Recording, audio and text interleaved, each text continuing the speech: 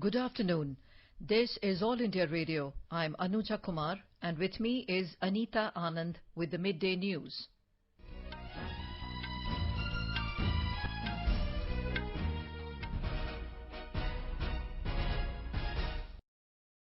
The headlines. COVID-19 recoveries cross 10.5 lakh mark. Recovery rate improves to 64.54%. India achieves a remarkable feat by performing more than 6 lakh coronavirus tests in a single day. Vice President Venkaiah Naidu says new National Education Policy 2020 emphasizes on mother tongue and multilingualism, respects diversity and local context. Union Environment Minister Prakash Javadekar says India could provide platform wherein all best practices in environmental management in BRICS countries could be showcased. And Phase 5 of Vande Bharat mission to start from tomorrow to repatriate Indians from 23 countries.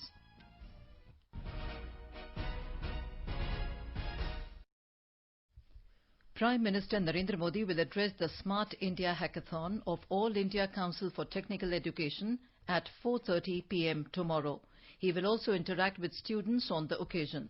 The Smart India Hackathon is a nationwide initiative to provide students with a platform to solve some of the pressing problems we face in our daily lives. The grand finale will be organized online by connecting all the participants throughout the nation together over a specially built advanced platform. Over 10,000 students will be competing to solve 243 problem statements from 37 central government departments, 17 state governments and 20 industries during the online session. On the occasion, the Prime Minister will also speak on the new National Education Policy 2020. Recently, the Union Cabinet chaired by the Prime Minister Narendra Modi approved the National Education Policy 2020, making way for large-scale transformational reforms in both schools and higher education sectors. This new policy will replace the 34-year-old National Policy on Education 1986. Union Education Minister Ramesh Pokhriyal Nishank has termed the new National Education Policy 2020 a revolutionary change in schools and higher education systems in the country. He said this policy will establish India as a superpower of knowledge at the world stage. In an exclusive interview with AIR News, Mr. Nishank said the aim of this new education policy is to open the door of opportunity for every child so that their holistic development can be ensured. ये जो नई शिक्षा नीति 2020 आ रही है, ये जहां अंतिम छोर के बच्चे को पूरी विकास की संभावनाओं को देगी, वहीं विविध क्षेत्रों में आगे बढ़कर के अंतर्राष्ट्रीय स्तर पर भारत का न केवल स्वाभिमान सम्मान बढ़ाएगी, बल्कि जो हमारे देश के प्रधानमंत्री ने $5 ट्रिलियन की अर्थव्यवस्था की बात की है, कि आत्मनिर्भर भारत की बात की है, इन दोनों को करने में ये जो नई शिक्षा नीति है, वो निश्चित रूप में एक आधारशिला बनेगी. Vice President M. Venkaiah Naidu has said that the new National Education Policy is a major step forward to enhance access to quality education to all the children and youth. In a series of tweets, Mr. Naidu expressed happiness that the policy emphasizes on mother tongue and multilingualism for diversity and respect for the local context, as well as a recognition of the importance of India's classical languages. It will give learners a holistic world view. Mr. Naidu said the focus of education policy on ethics and human and constitutional values will go a long way in the creation of an enlightened citizenship essential for deepening our democratic roots. Minorities Affairs Minister Mukhtar Abbas Naqvi today said triple talaq cases have come down drastically after the enactment of the Muslim Women Protection of Rights on Marriage Act. Addressing Muslim women from across the country at an event marking the first anniversary after the enactment of the law, Mr. Naqvi said the present government at centre made it a criminal offence, thus bolstering self-reliance and self-confidence among Muslim women. 3 तलाक 1 साल पहले अपराध बना और अपराध बनने से मुस्लिम महिलाओं का आत्मविश्वास, आत्मसम्मान और आत्मनिर्भरता को मुहर लगी, मजबूती मिली। और इसीलिए मैं बार-बार कहता हूं कि न हम सफर न किसी हम नशी से निकलेगा, हमारे पांव का कांटा हम ही से निकलेगा। तो हमने उस पांव के कांटे को निकाला है। मुस्लिम महिलाओं के सशक्तिकरण और उनके सम्मान के लिए ये कानून जो है वो पास किया है। He said Modi government is committed to political empowerment of women and not political exploitation. Mr. Naqvi said August 1st is the day on which Muslim women were freed from the social evil of triple talaq, and it has been recorded in the country's history as Muslim Women's Rights Day. Law Minister Ravi Shankar Prasad said more than 20 Muslim countries even regulated the triple talaq, but it took so long here. दुनिया के 20 से अधिक Islamic मुल्कों में 3 तलाक को regulate किया गया किसी न किसी प्रकार से। हिंदुस्तान को 70 साल क्यों लगा? और इसके लिए नरेंद्र मोदी का आना जरूरी था? यह पहला सवाल। और मैं चाहता हूं कि आज जब पहली बरसी है तो इस पर चर्चा होनी चाहिए। आपने दहेज कानून बदला, अच्छा काम किया। आपने महिलाओं की क्रूएल्टी के खिलाफ 498 लाया, अच्छा काम किया। आपने वायलेंस अगेंस्ट वुमेन कानून पारित किया, अच्छा काम किया। हमारी सरकार ने रेप कानून में बदलाव किया कि अगर 12 साल से कम की बच्चे के साथ बलात्कार करोगे तो फांसी की सजा हो जाएगी, ये कानून किया। इस पर तो सब खड़े हो जाते थे, लेकिन 3 तलाक पर यह नाइत्तेफाकी क्यों थी? ये है बड़े सवाल। Women and Child Development Minister Smriti Irani also said that Muslim Women Protection of Rights on Marriage Act empowered and strengthened Muslim women of the country. Environment ministers of the 5 BRICS countries, Brazil, Russia, India, China and South Africa, participated in the 6th BRICS Environment Ministers meeting yesterday through video conference under the presidency of Russia. Representing India, Union Environment Minister Prakash Javadekar said India attaches great importance to the BRICS, saying that the aspiration of the grouping are similar. The minister called for sharing of best practices among the BRICS nations towards attainment of sustainable development goals. Our emission intensity has reduced by 21%, and before the start of this 2021, our NDCs are 2-degree compliant. Let us believe that science will also give many breakthroughs of reducing emissions in the world in coming 80 years. And so we will walk the talk on Paris Agreement. Let us take 2% as the real target, and when we start for 2 degrees, then it will definitely happen that with the advent of technologies, which we don't know how it will shape, but we are very sure, I am very sure that technology will improve, and technology will add up to our capacity to reduce emissions further. Mr. Javadekar also stressed upon the need to implement various initiatives under the BRICS and for the speedy implementation of the BRICS MOU. He also offered that India could provide the platform wherein all the best practices in environmental management in BRICS countries could be showcased. Phase 5 of the Vande Bharat mission is scheduled to start from the 1st of August. A total of 792 flights, which include 692 international flights and 100 domestic flights, have been scheduled under this phase to repatriate Indians from 23 countries. These include GCC countries, US, Canada, UK, Germany, France, Australia, New Zealand, Malaysia, Philippines, Singapore, Bangladesh, Myanmar, Thailand, China, Israel and Kyrgyzstan. Briefing media last evening, External Affairs Ministry spokesperson Anurag Srivastava said these flights would cater to 21 different airports in India and repatriate a total of 130,000 Indians stranded abroad. As many as 54,180 passengers have been brought to country's financial capital Mumbai till date from different countries as part of the centre's Vande Bharat mission. The Maharashtra Chief Minister's Office, CMO, statement said that in addition to this, 18 more flights are expected to land in Mumbai today.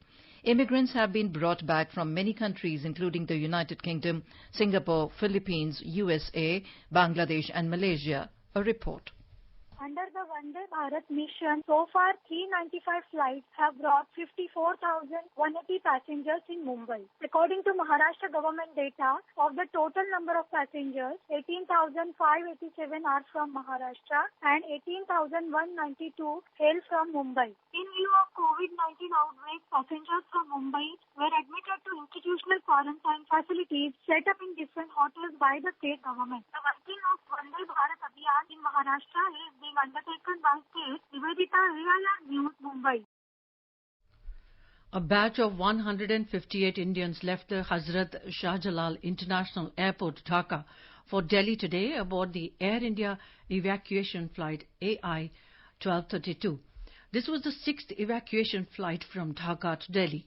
The evacuation of Indian nationals from Bangladesh under the Vande Bharat mission started on 8th of May with 168 medical students from India leaving for Srinagar. Till now, more than 2,625 people have been evacuated from Bangladesh by Vande Bharat mission. Since the evacuation of stranded Indians from Bangladesh started on May 8, 6 flights have left for Delhi, 4 flights for Srinagar, 3 for Kolkata and 1 each for Chennai, Mumbai and Ahmedabad. Chief Minister of Uttar Pradesh, Yogi Adityanath, has appealed to Ram Bhakts to witness Bhumi Pujan ceremony for the Ram temple in Ayodhya by staying at their homes and avoid any gathering as the country battles the spread of COVID-19. Earlier, Sri Ram Janmabhoomi Tirth Kshetra Trust has also appealed devotees not to come to Ayodhya. Prime Minister Narendra Modi is going to lay the foundation stone of the Ram Mandir in Ayodhya on August 5 in Bhumi Pujan ceremony. More from our correspondent. Chief Minister Yogi Adityanath wrote an article in a newspaper and urged people to witness the ceremony by staying indoors and asked them to not to flout coronavirus guidelines in Uttar Pradesh. Chief Minister, who is also Mahant of Gorakhnath Temple, has appealed to the people of his state to illuminate their houses and religious places by lighting the lamps on 4th and 5th of August, also besides reciting Akhand Ramayana on the occasion. He said that Prime Minister Narendra Modi will represent the countrymen on the day of Bhumi Pujan, and with the efforts of Prime Minister, the country can see this day after centuries. Sushil Chandra Tiwari, AIR News, Lucknow. President Ram Nath Kovind today gifted a sports cycle to budding cyclist Riaz. The President also wished Riaz realize his dream through hard work and becomes an international cycling champion. The bicycle delivered to Riaz today, a day before Eid al-Adha, comes as Eidi in the true spirit of the festival, that is marked by gifts given by elders to younger people. Riaz's story is quite motivating for those who are downtrodden and yet dare to dream big. A student of class 9th at the Sarvodaya Bal Vidyalaya of Anand Vihar in Delhi, Riaz belongs to Madhubani district of Bihar. To support his father economically, the boy works in an eatery in Ghaziabad as a dishwasher in his free time. In 2017, he won a bronze medal in the Delhi State Cycling Championship. The government is promoting startups in the field of agriculture for enhancing the income of farmers and providing employment opportunities to youth. Union Agriculture and Farmers Welfare Minister Narendra Singh Tomar said Ministry is funding startups under the Rashtriya Krishi Vikas Yojana, and in the first phase, 112 startups will be funded. He said more than 1,185 crore rupees will be provided to the startups in the area of agro-processing and food technology. These startups were trained for 2 months at 29 agribusiness incubation centers spread across the country. Film divisions to pay documentary tribute to Munshi Premchand and Mohammad Rafi today. Films Division Mumbai will be screening 2 special documentaries to mark the 140th birth anniversary of most accomplished writer and storyteller Munshi Premchand and 40th death anniversary of legendary playback singer Mohammad Rafi today. The documentaries Premchand and Rafi, We Remember You, will be streamed on Films Division website and YouTube channel for free. The documentary Premchand is directed by P.C. Sharma. It is a short biography on Munshi Premchand, who is popularly known as Upanyas Samrat, or the king among novelists. His innumerable short stories and novels portray India's rural life very incisively and movingly. And now moving on to our special series on development and empowerment of people in Union Territory of Jammu and Kashmir and Ladakh. After Ladakh became a Union Territory, various panchayats directly benefit from government schemes. A report. Most of the projects under Back to Village scheme are focused on water conservation and groundwater harvesting in Kargil, Ladakh, and the focus remains on utilizing the wastewater during winter, converting them into glaciers. The result of the artificial glacier, which was made under Back to Village scheme, was seen in the summer when people of Apati, which remained severely affected by drought, were benefited, and they easily harvested their crops. The total project under Rural Development Department, Kargil in Back to Village scheme is worth of more than 5 crores, out of which projects worth of 3 crore has been completed and payment has been made. Assistant Commissioner Kargil Ghulam Muhammad further said, 110 project हमने identify किए total district Kargil में 98 पंचायत उसमें maximum हमारा water conservation पे था जिसमें हमने बहुत सारे जगहों में हमने आर्टिफिशियल वाटर ग्लेशियर का जो कंसेप्ट को हमने अडॉप्ट करने की कोशिश किया Abbasu from Chilmo village is one of the beneficiaries from the artificial glacier made under Back to Village scheme, and the villagers said that the glacier has helped it in recharging the traditional water springs of the village. हमारे लिए बहुत ही फायदेमंद रहा जिससे हमारे जो नीचे की जो चश्मे थे उनमें पानी जो है ज्यादा बढ़ गया. For AIR News, this is Anayat Ali from Kargil, Union Territory of Ladakh. Gujarat has become the second state after Andhra Pradesh to come up with the latest manual for the police in recent times. Our correspondent reports that a draft of new manual, which includes topics relevant to the current times, was handed over by Gujarat DGP Shivanand Jha to State Chief Minister Vijay Rupani yesterday. You are listening to the Midday News on All India Radio. A reminder of the headlines before we move on. COVID-19 recoveries cross 10.5 lakh mark. Recovery rate improves to 64.54%. India achieves a remarkable feat by performing more than 6 lakh corona tests in a single day. Vice President Venkaiah Naidu says new National Education Policy 2020 emphasizes on mother tongue and multilingualism, respects diversity and local context. Union Environment Minister Prakash Javadekar says India could provide platform wherein all best practices in environmental management in BRICS countries could be showcased, and Phase 5 of Vande Bharat mission to start from tomorrow to repatriate Indians from 23 countries. For quick news updates round the clock, follow us on our Twitter handle and AIR News Alerts. Total recoveries from COVID-19 today crossed the 10.5 lakh mark. In the past 24 hours, highest number of 37,223 recoveries have been reported in the country. A total of 10,57,805 people have recovered in the country so far, and with this, the recovery rate has improved to 64.54%. The mortality rate due to coronavirus has further declined to 2.18% in the country. The Health and Family Welfare Ministry said highest spike of 55,078 new cases of COVID-19 have been reported in the country in one day, taking the total number of cases to 16,38,870. Presently, the total number of active corona cases in the country is 5,45,318.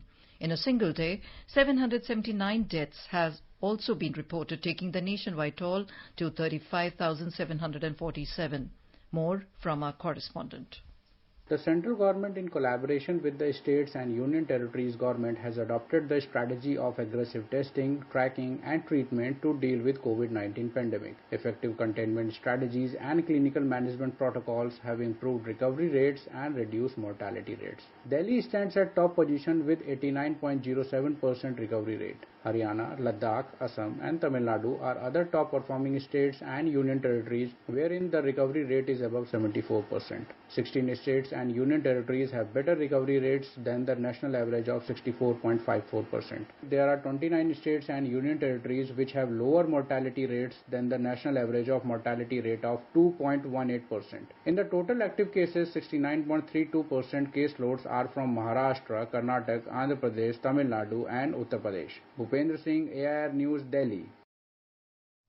India has achieved another landmark with more than 6 lakh tests done in 24 hours. The Health Ministry said it is continuing to implement the strategy of comprehensive testing, tracking and treatment to effectively tackle the COVID-19 pandemic. It said the objective is to raise the testing capacity to 10 lakh tests per day in the medium term. In Manipur, 5 persons have succumbed to COVID-19 in the state so far. Considering the spike in cases in the state through local transmission, the state government has decided to extend the ongoing statewide complete lockdown for another week starting from this afternoon. More from our Imphal correspondent. Manipur has registered 2,505 total positive cases till yesterday. The pandemic has claimed the lives of 5 persons, being yesterday the highest mortality with 3 deaths in a day. The state government has decided to extend the ongoing statewide complete lockdown till August 6. The lockdown guidelines even impose restriction on opening of those locality-based retail shops dealing with essential commodities like groceries for daily use, vegetables, fruit, milk, wood, poultry, meat and fish. The state has been in complete lockdown from 23rd July. JJ Thoksong from Imphal for AIR News. In Mizoram, 11 fresh coronavirus positive cases were reported in last 24 hours, taking the total number of COVID-19 cases to 408. Also, 19 patients recovered from the infections yesterday. According to the official statement, all new cases have recently returned from other states. So far, 234 patients have been discharged after recovery. Presently, active cases stand at 174. In Jharkhand, Chief Minister Hemant Soren has extended the existing lockdown in the entire state till August 31st and instructed to conduct 1 lakh corona tests in the next 3 days for assessment of the increasing number of COVID-19 cases in the state. No gymnasiums, cinema halls, movie theatres or multiplexes will operate in Jharkhand during this period. The new lockdown orders will be effective from August 1st. No movement of vehicles will be allowed from 9 p.m. to 5 a.m. in morning, except essential services, keeping the existing guidelines of the night curfew. Interstate and intrastate transport services will not be operational during this period. People coming from outside Jharkhand will have to remain in 14 days essential quarantine. Relaxations provided earlier to those sectors and industries for economic activities outside the containment zones shall continue. In Gujarat, the state government has announced that 5 beds in a 100-bedded hospital and 10 beds in hospitals with more than 100 beds will be reserved for doctors and health workers involved in COVID care. The decision was made to boost the morale of the frontline health workers who are most vulnerable to the infection while serving the COVID patients. The State Health Department said frontline health workers will be given priority for the reserved beds, but if the beds remain vacant, then they can be allotted to the general public. In Puducherry, of the total 3,467 persons infected by the coronavirus, 2,095 or about 60.42% were treated and discharged, and 1,323 active cases are admitted in hospitals. So far, 49 persons have died. The case fatality rate stands at 1.41%. According to the COVID-19 status report released by the Health Department, a total of 174 new cases were reported and 142 persons were discharged in the last 24 hours. At present, 1,323 cases are being treated at various government hospitals. 10,167 more COVID-19 positive cases have been recorded in Andhra Pradesh during the last 24 hours. 4,618 persons have recovered and discharged from various COVID hospitals in the state in the past 24 hours. A total of 1,30,557 COVID positive cases have been recorded in the state, of which 69,252 are active and 60,024 persons have recovered.